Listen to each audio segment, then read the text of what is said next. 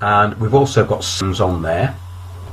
And I've just mentioned Sandy, but Sandy is very good on the global action plan being implemented now in your local area. Rampant globalism and global control is the aim of most large corporations nowadays. Since 2009, Sandy's interest in UN Agenda 21, now known as UN Agenda 2030, and its 17 Sustainable Development Goals. Have a look at those and have a look at what they're decoded as, because it's all, everything's provided to you as a benefit. We have to look at what a benefit is. Benefice is, that's interesting, isn't it? Take a look at what benefice is. And basically it's a new form of indulgence. You pay for your own slavery. Now, Sandy was finding out how this Agenda 2030, this sustainable plan, affected Somerset during the flooding of the levels in 2014. And she's been researching the origins of this global plan and has been doing talks on the subject in Somerset. UN Agenda 2030 Sustainable Development is the biggest threat to humanity and freedom as we know it, and that's coming from Sandy, not me. And I think the thing is with this sort of rhetoric is that it gets picked up by people going, oh, it's a conspiracy theory. I was reading something from The Guardian, you know, that thing that purports to be a newspaper where useful idiots write articles, usually virtue signalling clueless useful idiots. Sorry, I should have prefaced that one. But they were saying that there was this conspiracy theory about an Agenda 21 takeover of the world. It sounds a bit like the useful idiot from Waltham Forest, Clyde Loakes, cabinet member for the environment, who's actually imposing this stuff on the local community, whatever that is. And they now have realised that yes, it is Agenda 21, and he said, I don't subscribe to this theory that there's an Agenda 21 takeover of the world. So I sent him a challenge and some links that you should look at, which is the things that he's imposing. And no, it's not a conspiracy theory, but we have all these useful idiots, these councillors, over 100 of them in London are actually linked in with property developers now. So what we've been covering over the last couple of weeks is very important, because we've got this situation now where we've got these, but basically we could say unelected officials, because that's in effect what they are. They have this kind of idea that we've elected them, but really these people are put there, they're useful idiots, they're of actually no use at all. And so Sandy, getting back to Sandy, will explain the origins of the UN, EU, and how Agenda 21 was born at the Earth Summit in Rio in 1992. And who came up with the plan, why, what it will mean for humanity, and how it links up with the Orwellian Smart Agenda 5G, what this means to everyone. So Sandy's got a new presentation on that, which she'll be presenting on the would remain closed during the initial investigation. Well, can anybody tell me if they've walked past a police station that wasn't closed recently? That's what stuck out for me with that one. And this again is it's actually from a local newspaper, and this is the Agenda 21 backlash going on here. A mystery arsonist has been praised as a hero after an ancient toll booth, which only charged drivers 12 pence, burnt down overnight. Townsfolk in Warburton, Trafford and Rixton in Warrington were over the moon to learn the hated Warburton Bridge toll booth had been destroyed in a blaze. Tailbacks caused by the bridge, which links the two villages, were so bad children had to do their homework in cars as they waited in horrendous queues. One woman said she had to give first aid to a man who had suffered a heart attack because the ambulance was held up in traffic, reports The Times. No one condones arson, said an eyewitness, but it's given us all a sense of relief because we don't have to contend with the traffic. So this is all part of the problem that's going on. Even going out today, you can see that traffic is being forced off these small side roads onto the main roads, and that's a huge problem because you've got gridlock on the main roads, and that's becoming more and more obvious. So all of this smart cities and smart agenda to get cars off the road is just going to create these massive traffic jams everywhere. We talk about this all the time. It's extremely important because what they're doing it on the back is pushing cycling, and they're getting these cyclist lobby groups to actually basically be very vociferous and actually creating cycling lobby groups, and that's also a huge problem because it's happening all over the country. I get people writing to me about this stuff all the time, and it's a big part of what we talk about. Again, it's the Agenda 21 policies. If we get through to our first item, Agenda 21 spreads its tentacles from governments to federal and local authorities and right down to community groups. Chapter 28 of Agenda 21 specifically calls for each community to formulate its own local Agenda 21. So, useful idiot cabinet member for the environment and all useful idiots all over London who are imposing this, just read that. Chapter 28 of Agenda 21 specifically calls for each community to formulate its own local Agenda 21. Quote, each local authority should enter into a dialogue with its citizens, local organisations and private enterprises to formulate a local Agenda 21 through consultation and consensus building. Oh, you know that word, consensus. You know what that means, don't you? No choice locally at all. That's what consensus is. We're going to create a consensus. What we're going to do, we're going to recruit the people in your local area who are absolutely on our side. They believe all the fake green agenda. They love cycling everywhere. They hate motorists because they don't want to travel, and they're going to be stuck in tiny apartments for the rest of their lives and genocided when they get their pensions, because we don't want to be paying them to sit around doing nothing, do we? That's the globalist agenda. So that's what people like Bill Gates, Richard Branson in his carbon war. This is something that I think's gone a bit flat because he's not made as much money out of it as he wanted to. I'm going to get onto that actually. It's quite an interesting one, but it's called the Carbon War Room. Can you get your head around this? It was started in 2009 by the Grillionaire Richard Branson. You know that guy, the billionaire philanthropist. It offers the myopic carbon dioxide scaremongering and has homepage menus for battles and tactics. It's interesting, isn't it, the way that they lay this all out. It's all military intelligence talk. It's about deployment. You know, they use deployment a lot, don't they? People getting deployed everywhere. You know, they're going to deploy things. They're going to deploy these agendas into your local neighbourhood. It's only fair to disclose the rules of engagement. It says here that these government forces have imposed on science, debate and truth. Absolutely correct. No question, the greatest abuse of science in the history of the world. I agree with that actually. And maybe I shouldn't be reading something out that I agree with, but why not? There's plenty out there that I don't agree with. In fact, I suppose it's about 99%. Well, the government has total control of the raw climate database, the vast majority of the funding for research and appointments to authority positions. This is very, very important. They control the narrative all the time. So people say 99% of scientists agree. Well, they don't actually. That was an absolutely flawed premise, and it was 99% of what they thought scientists should say. And it would be in agreement. Basically, if you look how they cherry pick the data on that one, it's absolutely ridiculous. And you get these people actually spouting it as though it's real.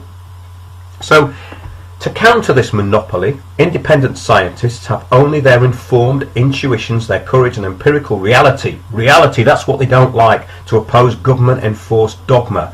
Those who have placed themselves in charge of this rigged climate debate also place their assets into charitable foundations that pay these benefactors in tax-free director fees. That's why these people like Branson are into it, because they make more money. That's why Al Gore was into it. That's why he made his fantasy movies. You know, the ones about the end of the world, the scenarios that are going to happen, which have never happened and never could happen because they're out of Hollywood movies. An Inconvenient Truth. And then he did a follow-up to it. The first one had 15 major errors, and that's not my opinion, by the way. That's the opinion of the judge who looked through it. The government is currently controlled by this crime syndicate. It is indeed to support their short-term economic benefit and long-term total world domination goals. The links for conflict of interest between these government-enforced monopolies and the monopolists extend to controlled media and scientific society level of control. Stuff we talk about all day long. To speak out about this total monopolist and mind control invites being labelled as a conspiracy theorist. Oh, you know that conspiracy theorist one that was invented to shut people up after the Warren Commission on the assassination of Kennedy. We're not going to allow conspiracy theories, are we? No, we're certainly not. The world's megacities are merging. Now this is interesting. This is the globalist stuff, the agenda here, which I've just been trawling out today. The world's megacities are merging to form vast mega regions. Now, councils in this country are partnering with other councils. We're going to get into this. It's very big, literally very big. And it's been going on for a long time, but now we're seeing it, because guess what? They're all unaccountable. Has anybody found any accountability in their local authority? The only authority I've found to be accountable is when I actually pull them up on something that they've done where they could get sued, and that's about the only time you get anything back from these lot. Yeah, it says mega regions which may stretch hundreds of kilometres across countries and be home to more than 100 million people. This is the UN talking, according to the major UN report. The phenomenon of the so-called endless city could be one of the most significant developments and problems in the way people live and economies grow in the next 50 years, says UN Habitat. Now, we have reported on this. Habitat is a conference that happens every 2 years, and we had some of the people who actually go to Habitat. They're usually dull academics and they can't actually command your attention. So they sit there making a few statements before these conferences, and it's like watching paint dry. But what they're actually talking about is the demise of all your rights, and they're looking at the walls doing it, looking for something more interesting to talk about. That's the way it's presented. It's presented in such a dull and turgid way, people think this can't possibly be important. Yes, it says here, the Agency for Human Settlements, UN Habitat, do look that up. It identifies the trend of developing mega regions in its biannual State of World Cities report. That's the State of World Cities report. The largest of these, says the report, launched to date at the World Urban Forum in Rio de Janeiro a few years ago. The Hong Kong Shenzhen Jiangsu region in China, home to about 120 million people.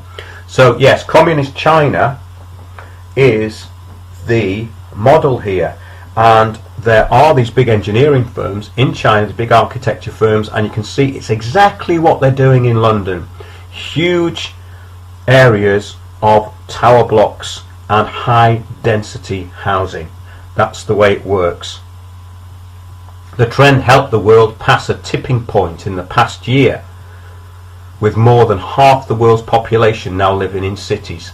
There you go, from the horse's mouth. So, half the population of the world are now living in cities. What was the global action plan? To depopulate the countryside. So 50% of people would live in cities. So they've done it. It's now a reality. They're actually spouting that this has happened. Now 10-15 years ago, that wasn't the case. So, there you go. The great old UN going into the third world and helping people, setting up NGOs, controlling the narrative, empowering women, splitting up families, getting people fighting against each other, and then they come in as the peacekeepers. Aren't they brilliant?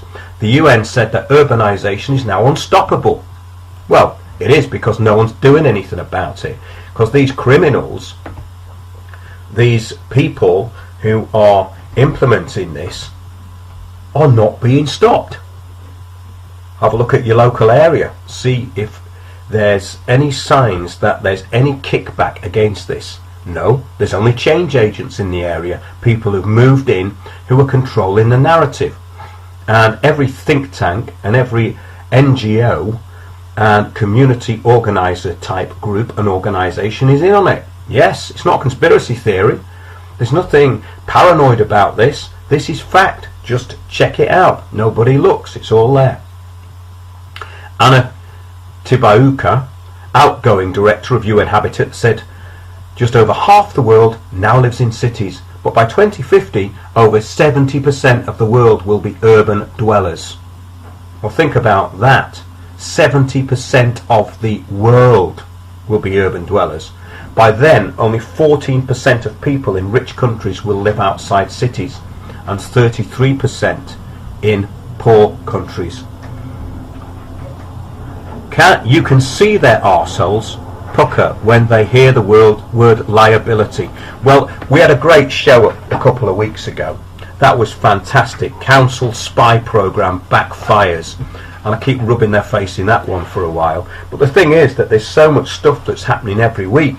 It's hard to keep up with it. I mean, this week I've had people on at me who are getting their houses stolen, literally stolen, through the administrative courts. I've got people approaching me with campaigns that we're going to put out, and there's a wealth of information coming through. So that's great. It means the word's getting out there.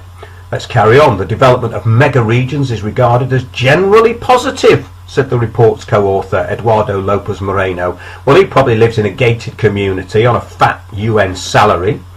The mega regions, rather than countries, are now driving wealth. Well, of course they're driving wealth, because they're driving people out of the countryside. You can't live in the countryside. So of course the cities are driving wealth, you countryside. So of course the cities are driving wealth, you useful idiot. Research shows that the world's largest 40 mega regions cover only a tiny fraction of the habitable surface of our planet and are home to fewer than 18% of the world's population, but account for 66% of all economic activity and about 85% of technological and scientific innovation. Yeah, okay, you mean a technocracy. Well, these are the sort of people who sound like paint drying, and you turn off and go, it surely can't be that important if they're talking about it. Well, it is important. They are talking about it, but they are just at the front of it. It's not really them. They're just technocrats. They're these people who will be replaced by artificial intelligence because they haven't got any. So, yeah. I got this message actually from somebody a while ago, and it was about these councils joining up, and it stated that Blackburn, with Darwin, Burnley, Pendle and Blackpool and a few other councils, are to form Pennine Lancashire, and they're in partnership with Growth Lancashire Limited. Is the big corporate side of it, and this is what we find going on everywhere. Everything is being linked up. And yes, mega regions. We talked about mega regions. This is where it all links in, because mega regions are what is being created in this country.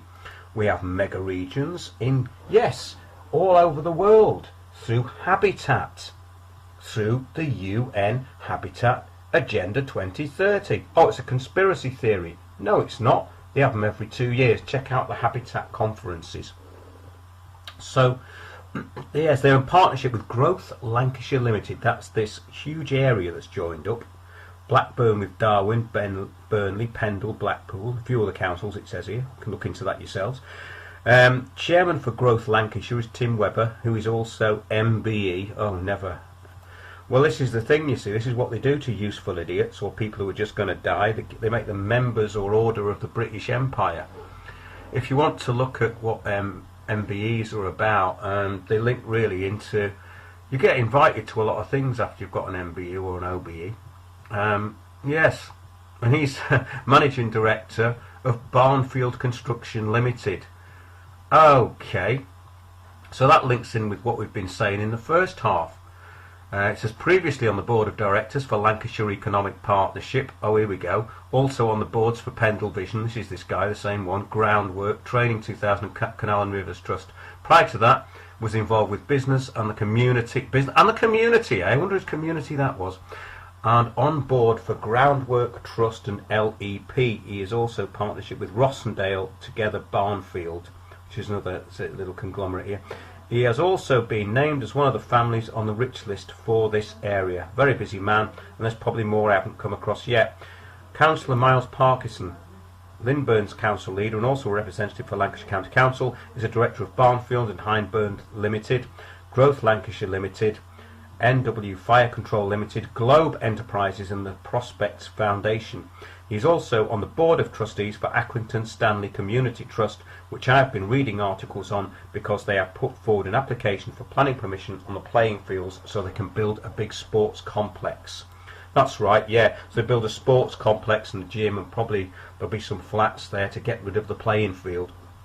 Over 300 residents, including Councillor Pritchard, who is also a former mayor for Hindburn, turned up at a meeting in opposition for this development and signed a petition. But guess what? We were ignored because the plans have already gone through. It's called consensus. It's called Delphi technique. Look it up. Look up Delphi technique. Been talking about that one for years. That's how you control a group meeting. A decision hasn't been made by the planning committee yet. Isn't a conflict of interest that Miles is on this board and a council leader? No, nothing to see here. Please move on. Have been reading articles that Councillor Pritchard was running as an independent at some point as well, because he said that the Tory and Labour parties no longer stand for people. Planning permission was granted as well for the housing development to be built on the Lytham playing fields, which is near my daughter's school, blah blah blah goes on. There's someone who was actually contacting me a while ago, but it ties into what we're going to be talking about. Councillor Pritchard voices concerns as we are already overpopulated with not enough services or school places as it is. This is the big thing about what they're doing, swamping the infrastructure. You've got to fight over a place for school and you're going to have to walk, cycle or enjoy yourself to get there. Again, residents were ignored and building started a few weeks ago. Does this sound familiar, Mr. Corbyn? Residents were ignored and building started a few weeks ago. It does. It sounds very familiar. Where do I start? Highgate Estate, Aylesbury Estate, Alton Estate? Well, let's bring that in now before we go into the mega regions. Well, yeah. Mega regions, it's just a way of reducing accountability. See, they talk about localism and accountability, but when they talk about that, they mean the opposite. In fact, everything they say, they mean the opposite. When Richard Branson talks about saving the planet, he means destroying the planet. He means any game that suits him. Anyway, okay, tell me, what do you think about mega regions? Well, all this that I'm reporting is that a quick search on the internet will bring up how big this is, and it's getting bigger. And that's the important thing here, I think, is that part of the agenda that we talk about week in, week out, which affects everything you do and every person on the planet, is down to this. It's about remote authority and lack of accountability and no recourse locally, but the appearance of this word called community. Yeah. And we have community organisers, community consultations. Again, get the people on your side through a PR company, as we reported with Chris in Hertford several weeks ago. What they do is they bring in these people who are skilled at controlling the narrative. They get the useful idiots on board, they identify the narcissists, and they put them up as the community leaders or the voice of the community, and then they get to interact with, guess what, the stakeholders. You know those people. Yes, they chain you to the stake and then burn your rights. That's what stakeholders are. They do indeed. 5 Buckinghamshire councils set to merge into one. 5 into one. Yeah. Government plans to press ahead with a bid to merge all 5 local authorities in Buckinghamshire into one have been welcomed by the county council leader, useful idiot, Councillor Martin Tett. Housing Minister Sajid Javid, you know, the one who stands with his legs apart in a very expensive suit, announced on Monday, March the 12th, this was a while ago, this year though, he was minded to proceed with plans to merge Buckinghamshire County Council and the district councils of Aylesbury Vale, Chiltern, High Wycombe and South Buckinghamshire into one unitary authority. Are we getting the message here?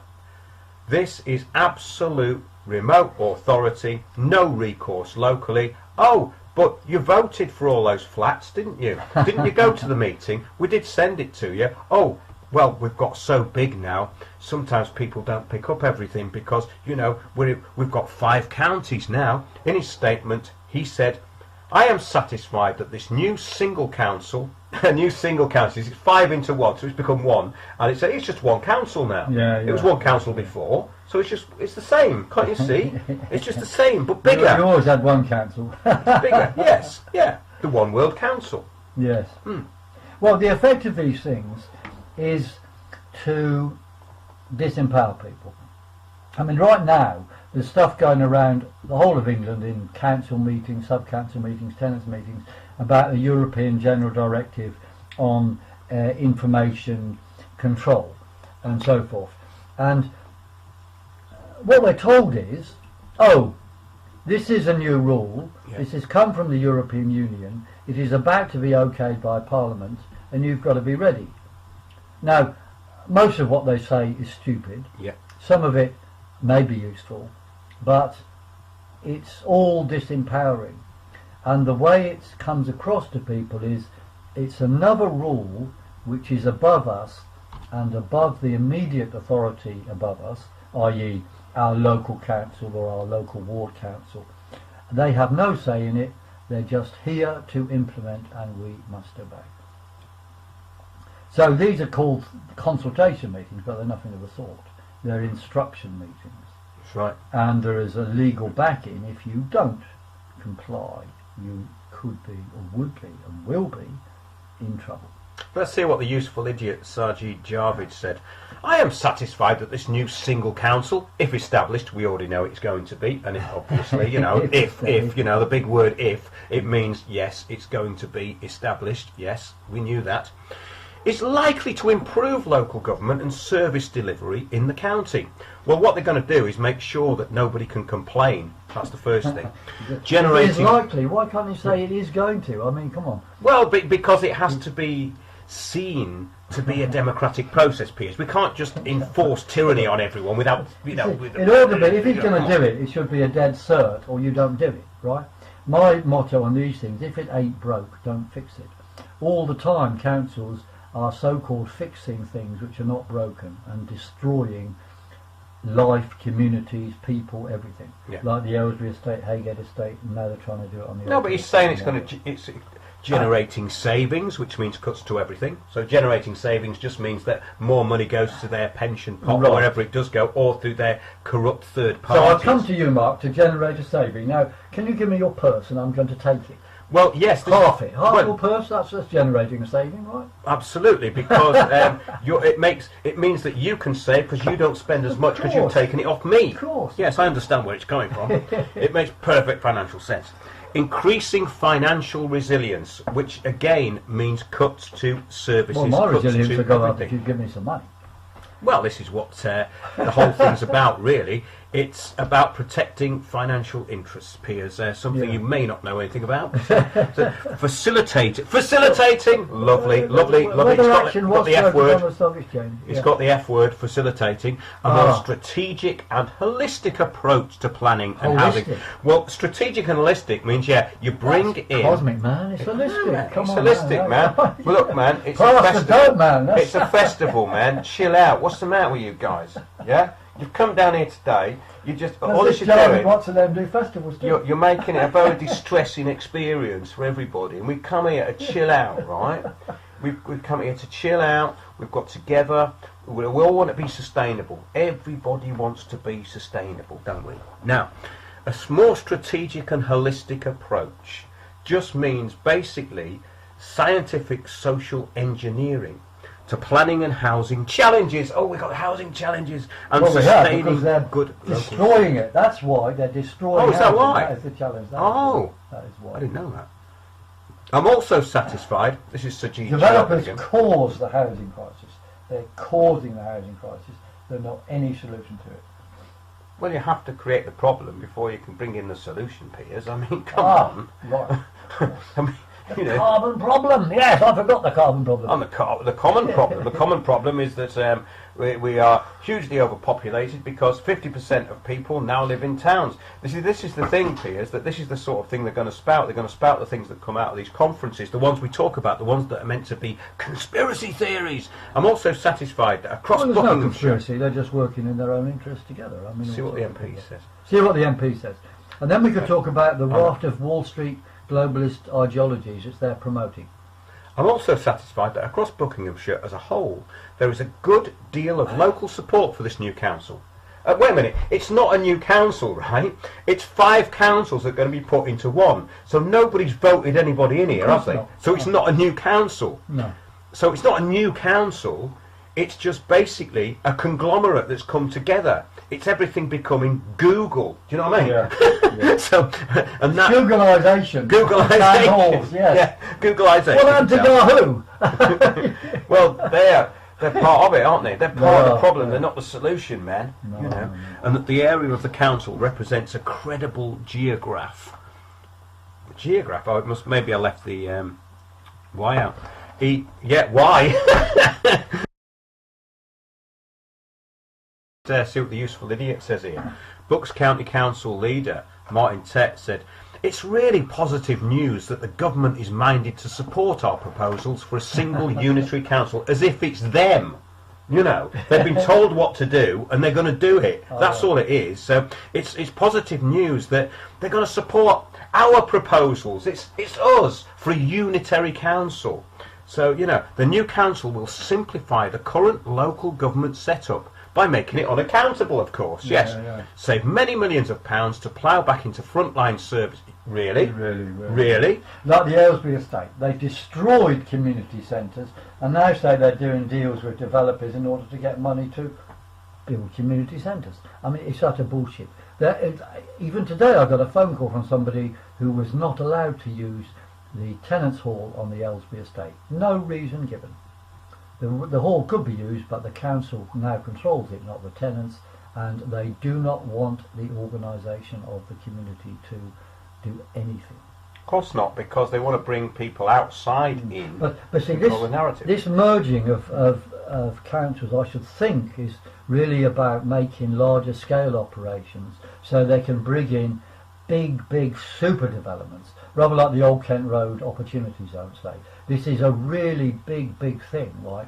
It's 5 times the Haygate death and destruction. And I think they would like to do even bigger things on a bigger scale involving many councils simultaneously, which would completely disempower local opposition, because people would be bemused by the size of what they were facing and hopefully would give up. Now, of course, my view is you just organise on a bigger scale to deal with these things, but the powers that be have an agenda and we have to break it.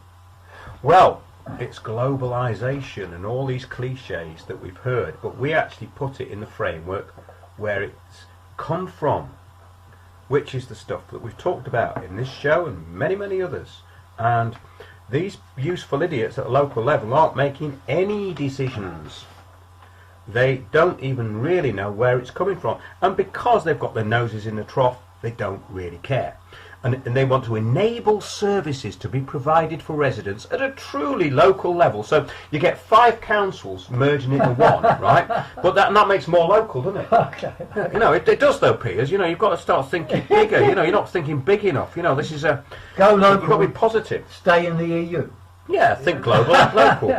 You know, we know there's a widespread support. We know, you see, change agents speak. We know. So yeah, okay. So you've not consulted anybody, but you know.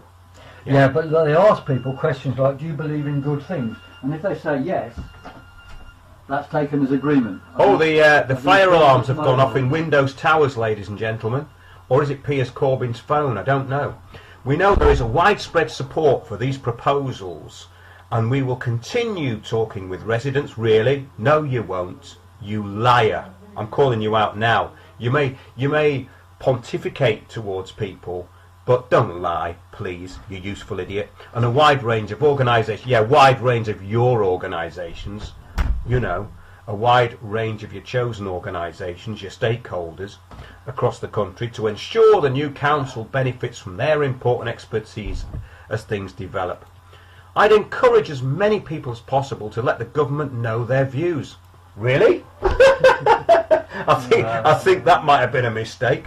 Together we can make a single unitary council happen. I mean, see these people... Did anyone ask for it? Well, apparently not, but they're just telling you it's a good idea and that it's going to bring things more local, you see. It's going to make things smaller. So you make things bigger and then they become smaller. A single unitary council happen, which will not only improve residents' lives now, but crucially will create a Buckinghamshire that is fit and thriving for the future. Now, you can tell this idiot, useful idiot, hasn't written that himself, because it's just corporate nonsense, rubbish, Agenda 21 speak, yeah? However, leaders of all 4 district councils issued a statement on their disappointment and plan to keep up the fight. So there you go. So wait a minute. So in other words, he's said all that, right? And none of it's true. So in the next line they say it's not true. However, leaders of all 4 district councils issued a statement on their disappointment and plan to keep up the fight against it, right? So they say, oh no, we've all agreed on it, nothing to see here, move on, but apart from the fact that, oh yeah, nobody agrees apart from me, I'm the useful idiot change agent, but I'm making a public statement here. It's on behalf of the community. You know the community, you know that thing that's 5 councils in one now, and it's getting bigger, it's bigger. It's a global agenda, implemented at a local level. What could possibly go wrong? Road humps. That's always a swear word. It was a swear word, sorry. Right. Yeah. It's stated, while we are extremely disappointed, the minded to decision is not set in stone, and as the process allows, we will be making the strongest possible representations to the Secretary of State that this decision is not the right one. Well, there you go. So they were fighting. How did it come about? I'm a bit bemused about what. Well, it was thrown on them all together. Yeah, but did they do focus groups and tell people what they wanted to hear, and then declare join the 5 councils? Well, it doesn't sound like it. I'd like to know if people in Buckinghamshire what actually happened. Because if the council leaders already disagreed, I'm a bit amazed that it's got this far. Well, we bring in our own people, Piers, and we have consultations. And those consultations seem to be telling us a different story than what these minority of people are saying. Okay. Yeah. Well, I don't think council leaders necessarily represent anything apart from themselves, but it's a bit curious. The council leaders are really against it, whereas he says the community wants it. That was the whole point of my preface. Indeed it was, I know, but I'm just... Well, I'm being as bemused as a listener. Well, it's great, actually, isn't it? Because we don't believe that this decision is in the best interest of our local residents, businesses, community groups, real ones, not the fake ones, parish councils, and various other stakeholders. What they should do is have a ballot on the matter. Take the whole 5 regions and have a great big mini referendum on whether we're going to be in the Buckinghamshire Union or not, whatever they're going to call it, you know. And I bet people would vote no, because they can see local accountability is going to be trashed by this, which is what it's all about. The Unitary Council, you say? The same purpose as the European Union. It's the same type of stuff. Okay, so let's go to Oxfordshire now. Oxfordshire County Council has recently released proposals to merge Oxfordshire's 2-tier local government system, which currently consists of 5 district councils and 1 county council, into a single council body or unitary authority. Now, this is what I don't get, Piers, right? That it's the same language they use all over the country, and for some reason these useful idiot councillors think it's particular to them. Go anyway. The unitary authority has gone to Oxfordshire, so it's gone from Buckinghamshire to Oxfordshire, and it's getting all over the country actually. Well, they probably can't. Look, they got the same. So it's cut and paste job with this. You know, you've got the document and you change Buckinghamshire to Oxfordshire, and 5 to 6. This is what I've been saying for years, Piers, but nobody believed me. Well, they should just go on the website and have a look. It'd be easy, wouldn't it? The key changes in the proposal are reducing the number of councillors from 282 to between 100 and 120. Oh, I see. So does that mean more or less accountability in your opinion? Well, it means that there's less accountability. I mean, obviously there must be a limit to how many councillors you could have, but on the other hand, you know, you're halving them. I mean, as it is, councillors always claim they're too busy to represent people effectively when there are problems, and the local authorities keep councillors busy at endless stupid meetings in the town hall. I recall these things when I was a councillor, that 90% of what you do in the town hall is a waste of time, but it's to keep you off the streets. Because if you as a councillor are on the streets, you start finding out about what is really going on and going wrong. and that's the last thing they want councillors to do. Yes, councillor, no councillor, 3 bags full councillor, come to a meeting, councillor. But Piers, this is called joined up strategic plan. It's a joined up strategic plan, you see, for the country, for the county, actually the country really, to align housing, jobs and infrastructure planning. Now this is where it starts to get really sinister, because what this means is basically surveillance of everything and no rights whatsoever. That's it. That's what they're actually doing here, ending confusing divisions of responsibilities. No, it means ending responsibilities by having single points of contact. In other words, so you've got one call centre with people who don't know what they're doing, don't know what they're talking about. So, oh, your housing associations, yes, we've all merged now, so nobody's liable. Oh, but my ceiling's fallen in. Oh, I'll have to put you through. Yes, who are you with? Oh, right, okay, yeah. And that's the way it goes. Yeah, so we'll exactly right. You sound as if you've listened to these calls quite a lot. But they are. Those call centres are, I don't think they're popular anywhere, because they're full of people who are ill-informed. They're doing their best to kind of help whoever answers, ask them questions, but they end up just shoving people into places where no one else answers, or they're going to be called back. And it's, you know, really tedious. All I want is the councillors to do their job. Yes, it says here. Now this is pretty sickening. Joined up strategic plan for the county to align housing, jobs and infrastructure planning. Okay, total unaccountability. Apparently this is needed to deliver badly needed housing, which however avoids opportunist development without the necessary infrastructure. So wait a minute.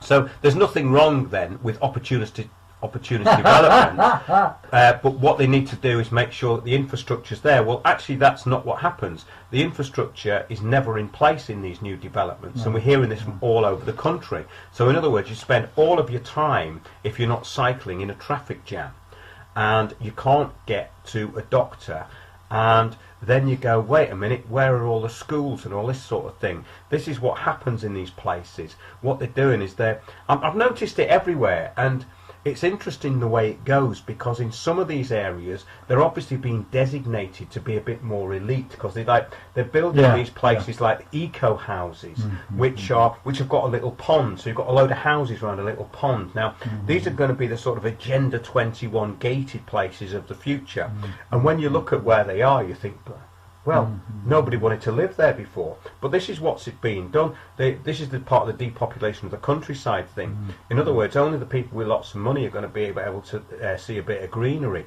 Oh, wait a minute, you've got a bit of greenery, haven't you? It's called your local community hub, you know, which has got a patch of grass outside it. But some devolution of power to district geographies, it says here, will be permitted. Oh, it's nice of them, isn't it? Permitted. Well, one would hope it's there already. 5 area executive boards consisting of unitary councillors. Oh, there's a new word, unitary councillors. It's religious, isn't it? Well, it's one world, you see. It's the Father, Son and the Holy Ghost all combined. This is the Holy Ghost, maybe. Yeah, one world, one love. Let's get together and feel all right. Unitary councillors from the 5 former district councils will hold power over local planning. Power over local planning. There you go. But this is the key to what's going on. Yes, if developments are below 200 homes. 5 will hold power over local unitary councillors. Well, only if it's a small development. If it's a big development, they have no power. Is that what it means? What they're trying to do is make it as though they are accountable in some way. Consisting of unitary councillors from the 5 former district councils will hold power over local planning if developments are below 200 homes. Okay. So, okay, if there's thousands of them, then no one cares. That's right. That's right. Well, yeah, I think the way that is written is what it means is that the powers are going to be taken away if it's a big development, which raises the issue of the Elephant and Castle. Yes. Where the Elephant and Castle plan is being put forward by Delancey, a offshore thieving operation, who want to destroy the whole local community and build super duper luxury flats, many of which will be kept empty for land grab, speculation and money laundering. But the local councillors in 3 of the wards have all revolted and said, no, we don't want this. And after the council elections, there's been certain wobbles inside the Labour group which suggests there will be continuing opposition to this. However, I can see with the type of new structures you're talking about there, these sort of councillors will just get completely ignored, because they'll be told, look, hang on, Delancey is building 979 units. I'm sorry guys, that means you've got no say on this. Exactly. So it looks like to me it is a way of bypassing local opposition, because these councillors would have gone ahead but for the community, the actual community fighting back and having big demonstrations and mini riots outside the town hall and so forth. And which is why they control the narrative. They responded, yeah. They control the narrative locally because they take out the people. That's what Delphi technique's all about at those meetings. You were identified as a troublemaker straight away, and that went in the castle.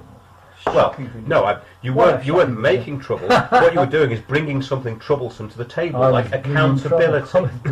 I was bringing trouble. I wasn't making it. Yes. You can't make trouble where no trouble exists. Or can well, I don't know. But the thing is that they saw it as trouble. You see, because when I asked them, who do I get in touch with?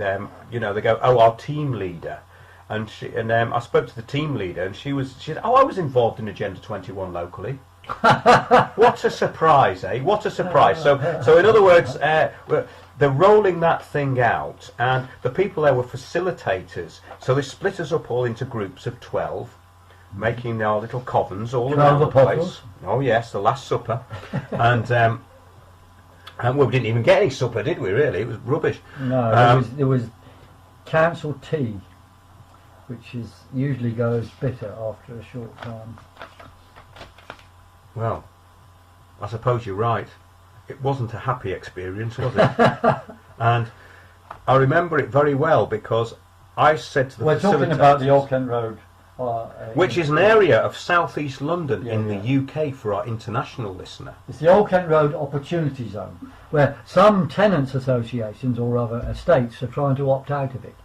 And during the election, we announced, with some of us, we wanted to opt out of it. Would this be allowed, we asked the council leader. And at the hustings, where he was being quizzed, he answered every question in some sort of form, except for that one, which he studiously ignored. Yes.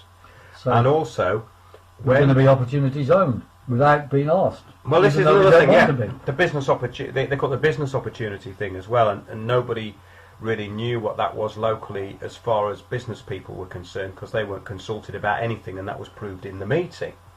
There was a fella there, his family had been there since 1947. They said, oh yes, we'll consult with all the local businesses, and he said, well, I wasn't consulted. Oh dear, we've missed you out. He said, no you haven't, you've missed all the businesses in the borough out. There's 800 here as well, you haven't consulted either. So that was it, wasn't it? It was, well, that's just typical of what goes on. So what they're doing is they're taking away all input locally. You have no input locally now whatsoever. When I moved out of Waltham Forest, they told me there'd be 1,000 new flats on my doorstep in a very built-up area. I said no thanks, and I've moved now. And this is happening everywhere. It's just well, it's the Unitary Planetary Council, really, isn't it? You know, that's what we're talking about here. And which is what? Oh, UN Habitat comes out every 2 years, and they're telling you now that 50% of people are living in cities worldwide. And well, is this meant to be good or bad? What are they? Well, they're saying it's great. They're saying it's a great thing because it's all about the economy. Well, wait a minute. If you push everybody into cities, then that means that all of the smaller places are no longer functioning. And they're not, because they're taking all the cash machines out. It's harder to get anywhere. What they're doing with the Agenda 21 plans is the Wildlands Project. Look at the Wildlands Project. They had in Waltham Forest the Wetlands Project. What they're going to do? Oh, they built entrances onto Hackney Marshes. Have you ever heard of such a thing? Because I don't think there was entrances on there before. What they mean is they're closing them off because they're putting gates up. This is the sort of way they sell it. They sell it as a benefit, you see. It's like the... Oh, so building an entrance is closing down That's right. Entrance. That's closing down some open land. 1984 was some time ago. Exactly. And the new speak of 1984 is being implemented at a local level. Of course. That's all they're doing. But apparently there's it's all billed as necessary, you see, in a response to austerity. In future, government expects councils to self-fund entirely, pretty much via council tax and business rates alone. Well, business rates put businesses out of business. That's what they're there to do. And do we need to self-fund gates which weren't there before to prevent us going to where we could go before? We have to contribute, Piers. Everyone's got to contribute. This just doesn't happen overnight, I mean, people have to take responsibility for their own community. But the cynic in me feels that this is really all about the Tory-led council trying to grab more power, as Oxford City is solidly Labour voting and the rest of the county is Tory. Okay. I don't think it's anything to do with that. Is there any right left? Are there any rights left? Oh, right. Yeah, do you mean? Both have different priorities. I don't think it matters now. Apparently Wiltshire, Durham and Cornwall all fairly recently became unitary. Is anyone who lives in one of these council service areas able to comment on the extent to which the new arrangements have been an improvement? Please tell us. Were they asked what was going on? Were they told what the benefits would be? Were they given a choice? Do they feel that accountability is going to go up or down as a consequence? We'd just like to know what people are finding in practical terms. Well, Piers, as our local useful idiot says, survey after survey suggests. Well, survey after survey suggests, but I can tell you, survey after survey on the Aylesbury estate, the Cressingham Gardens and Alton estates show that what the councils are doing is not what people want. Exactly, as was found out in our video where you were there and you were accused of being some kind of radical because you stood up with everybody else in the room and told the council to leave. Now, isn't this funny? That when people scream at them to leave, they just sit there. They do. And when people say, come back, we want to talk to you, they leave. It's kind of reversal. Yeah. It's a strange reversal of tactics that they use. Dorset, West Dorset District Council, North Dorset District Council and Weymouth and Portland Borough Council share one chief executive and senior management team. What could possibly go wrong there? Well, I don't know. I wonder what happened to Chesil Beach. That's for you to know and me to find out. A single workforce is to be created for the councils, but it is not clear how many job losses there will be. Right, so there'll be job losses anyway. See, that workforce, I'd like to know, is it going to be in-house or is it going to be subcontracting? Are they bringing some European Union tax dodging operation or an American tax dodging operation that's using so-called, open border European free trade rules to impose cheap labour on us? I don't know. Well, let's have a look. When are we going to talk about the weather, by the way?